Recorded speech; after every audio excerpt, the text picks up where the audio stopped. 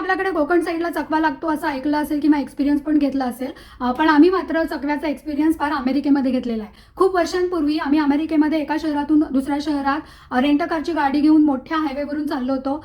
त्यावेळेला GPS नव्हता, Google मॅपचे printout घेऊन ते फॉलो करत चाललो होतो. तेव्हाच आमचा एक एक्झिट मिस झाला.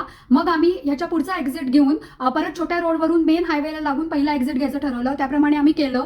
परत आमचा एक्झिट मिस झाला. परत आम्ही छोट्या रोडला लागलो आणि मग आमच्या लक्षात आलं की आम्ही आतल्या एका छोट्या रोडवरतीच परत फिरतोय. मध्येच आम्ही कुणाला तरी रस्ता पण विचारला, पण तरी सुद्धा आम्ही हिरून फिरून त्याच रस्त्यावरती येत होतो. असं 7-8 वेळेला त्याच रस्त्यावरती गोल फिरल्यानंतर मात्र आम्ही खूप फ्रस्ट्रेट आणि कन्फ्यूज झालो. एका पेट्रोल पंपावरती जाऊन गाडीवरती मॅप पसरून आता काय करायचं विचार करायला लागलो. तेवढ्यात एक लोकल माणूस आमच्याकडे आला. त्यांनी विचारलं, काय प्रॉब्लेम आहे, मी हेल्प करू का? मग त्यांनी सांगितलेला रस्ता फॉलो केल्यानंतर आम्ही आम्हाला पाहिजे त्या रस्त्याला लागलो.